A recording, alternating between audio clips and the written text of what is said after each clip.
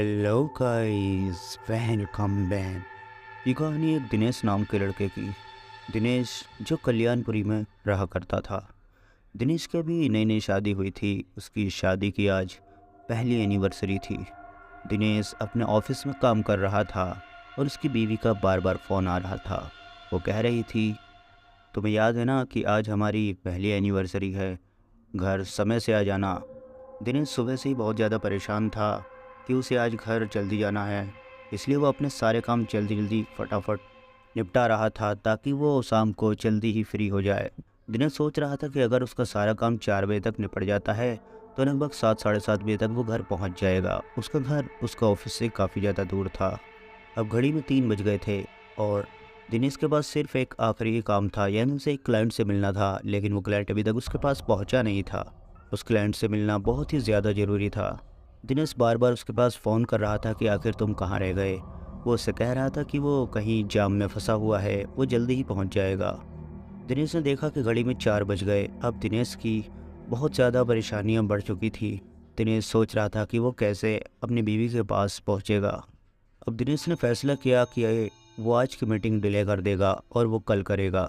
इसलिए उसने उस क्लाइंट के पास फ़ोन किया और उससे वो कहने ही वाला था कि आज की मीटिंग हम कल करेंगे, आज मुझे घर जाना है। लेकिन वो कुछ बोल पाता इससे पहले ही उसके क्लाइंट ने बताया कि मैं तुम्हारे ऑफिस के गेट पर ही हूँ, और कुछ ही देर में वो गेट से अंदर आ गया। अब दिनेश ने देखा कि 4:45 बज चुके थे। अब ना चाहते हुए भी दिनेश को वो मीटिंग करनी पड़ी। ये मीटिंग लगभग 7 बजे ख़त्म हुई। दिनेश बहुत ही ज़्यादा परेशानी में अपने ऑफिस से फटाफट बाहर निकला। उसने अपनी गाड़ी स्टार्ट की और वो ज़ोरों से अपने घर की तरफ चल दिया। अचानक ही रास्ते में बहुत ज़्यादा ट्रैफिक जाम मिला। जाम को देख करके अब दिनेश और भी ज़्यादा परेशान हो रहा था। जाम की वजह से दिनेश को बहुत ही हल्के हल्के अपनी कार चलानी पड़ रही थी। ये देख करके वो बहुत ही ज़्यादा गुस्सा हो रहा था। अचानक ही दिनेश को याद आया कि वही हाईवे से एक छोटा सा शॉर्टकट है जो जंगल से होते हुए आगे जाकर हाईवे से मिल जाता है। दिनेश ने तुरंत ही अपनी गाड़ी उस जंगल की तरफ घुमा दी। उसने देखा कि जंगल का रास्ता बिल्कुल साफ था। दिनेश बहुत ही खुश था और तेज़ी से उस रास्ते से जा रहा था। उसके आगे आगे 2-3 गाड़ियाँ और जा रही थी। कुछ दूर तक दिनेश को वो गाड़ियाँ दिखती रही, वो उन्हें फॉलो करता रहा। लेकिन आगे जाने के बाद अचानक से वो गाड़ियाँ उसे दिखनी बंद हो गईं और अब उस जंगल में उसकी अकेली ही गाड़ी थी। दिनेश ने अपना जीपीएस ऑन कर रखा था और वो उसी की मदद से कार ड्राइव कर रहा था। लेकिन फिर अचानक ही उसका जीपीएस बंद हो गया। दिनेश ने देखा कि उसके मोबाइल का नेटवर्क अब गायब हो चुके हैं। उस जगह नेटवर्क की बहुत ज़्यादा कमी थी। अब दिनेश ने सोचा कि शायद मुझे इसी रास्ते पर सीधा चलना चाहिए, क्योंकि पीछे जाकर कोई फ़ायदा नहीं है। हो सकता है ये सड़क आगे जाकर के हाईवे से मिल रही हो। इसलिए दिनेश तेज़ी से उस सड़क पर चलता रहा। लेकिन कुछ दूर जाने के बाद दिनेश ने अपनी गाड़ी को ब्रेक लगाए और वो देखने लगा कि आखिर वो किस जगह चल रहा है। वहाँ तो दूर दूर तक कुछ था ही नहीं। अब दिनेश अपनी गाड़ी हल्के चलाने लगा और वो उसी सड़क पर सीधा चलने की कोशिश करने लगा कि शायद ये सड़क हाईवे से मिल रही है। दिनेश ने घड़ी में वक्त देखा तो देखकर उसकी परेशानी और ज़्यादा बढ़ गई। अब घड़ी में 10 बज चुके थे, लेकिन वो अभी भी उसी जंगल में फंसा हुआ था। अचानक ही दिनेश की नज़र एक आदमी पर पड़ी जो उस जंगल में खड़ा हुआ था।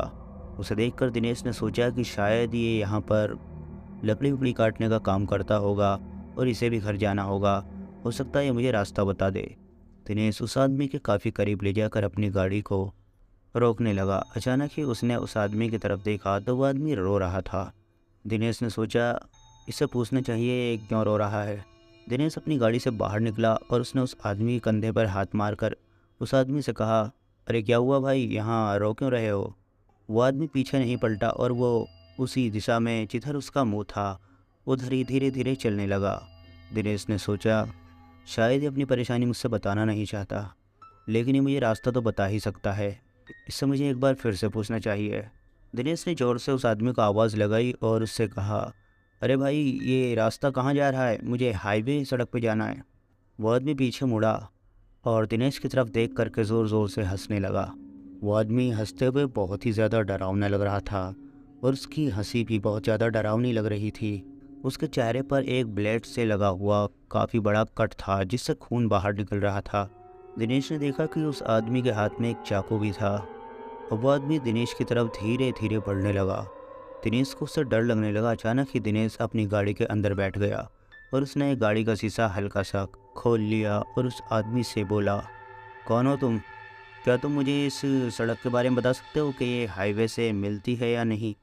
दिनेश ये बात कह ही रहा था कि अचानक ही वो आदमी उसी चाकू से उसके गाड़ी के शीशे पर ज़ोर ज़ोर से हमला करने लगा और शैतानों की तरह हंसने लगा। दिनेश समझ चुका था यह कोई नॉर्मल आदमी नहीं है। दिनेश ने फ़ौरन ही वहाँ से अपनी गाड़ी निकालने में ही सही समझा। अब दिनेश काफ़ी आगे आ चुका था। अचानक ही दिनेश ने देखा कि आगे तो सड़क है ही नहीं, वहाँ तो काफ़ी पेड़ टूटे हुए पड़े थे। ये देखकर दिनेश के पैरों तले की ज़मीन ही खिसक गई। अब वो सोचने लगा कि घर कैसे पहुँचूँगा, इतनी पीछे तक मुझे गाड़ी बैक ले जानी होगी। वो सड़क इतनी चौड़ी नहीं थी कि दिनेश अपनी गाड़ी घुमा पाए, इसलिए उसे अपनी गाड़ी रिवर्स गियर में ही पीछे लेनी थी। अब दिनेश धीरे धीरे अपनी गाड़ी को उल्टी चलाते हुए पीछे ले जाने लगा। अचानक ही उसकी गाड़ी से कुछ टकराया।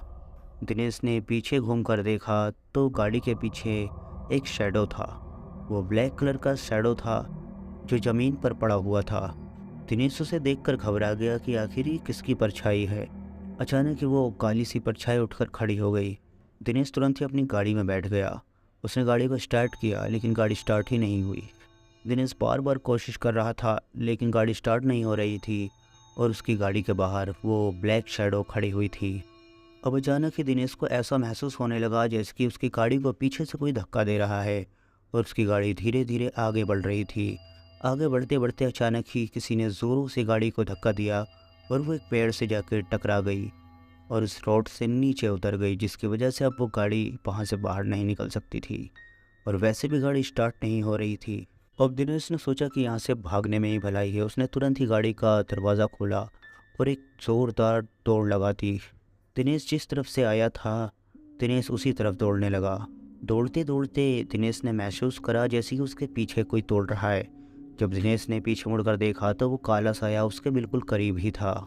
लेकिन दिनेश ने दौड़ना बंद नहीं किया, वो अब भी दौड़ता ही चला जा रहा था और उसके पीछे पीछे वो काला साया भी दौड़ता चला जा रहा था।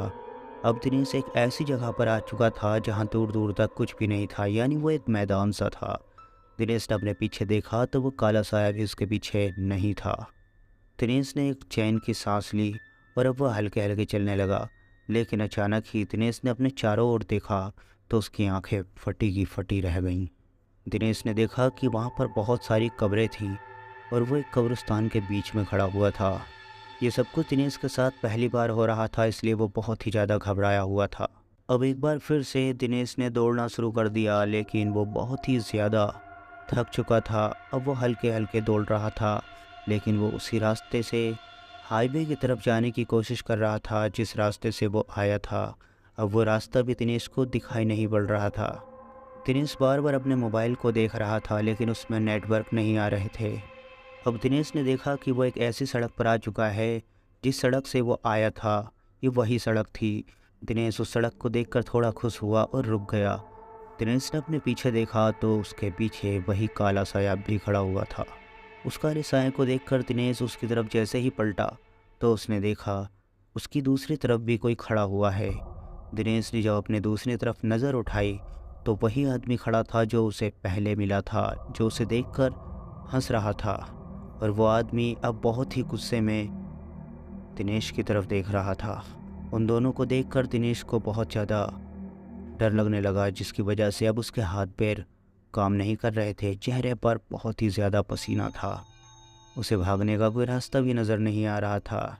अचानक ही दिनेश को किसी के कदमों की आवाज़ आई, जैसे कि कोई बहुत ज़ोरों से दौड़ते हुए उस तरफ आ रहा हो। उसके कदम इतने ज़्यादा भारी थे कि ज़मीन की धमक की आवाज़ आ रही थी।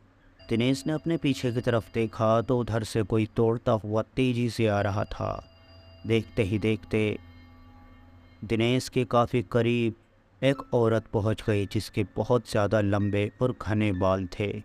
उसने काले कलर का कोई कपड़ा पहन रखा था जो उस औरत को और भी ज़्यादा डरावना बना रहा था। उसकी आंखें बड़ी बड़ी और सफ़ेद थीं, पूरा चेहरा और पूरा शरीर काला था। हाथों के बड़े बड़े नाखून और लंबे लंबे दो दांत बाहर निकले हुए थे। उसका ऐसा डरावना रंग और रूप था जिसे देख कर के शायद ही कोई इंसान अपने कदमों पर सीधा खड़ा रहे। दिनेश उसे देखते ही बहुत ज़ोर से चिल्लाया और एक ही चीख के बाद अचानक ही वो अपना दिल पकड़ करके बेहोश हो गया।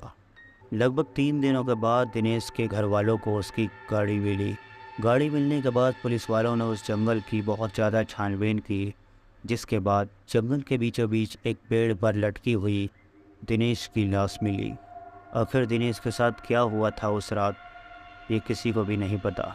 दिनेश के घर वालों को तो ये भी नहीं पता कि दिनेश उस जंगल में आया क्यों था। और ये कहानी यहीं समाप्त हो जाती है। Thanks for watching. Bye bye.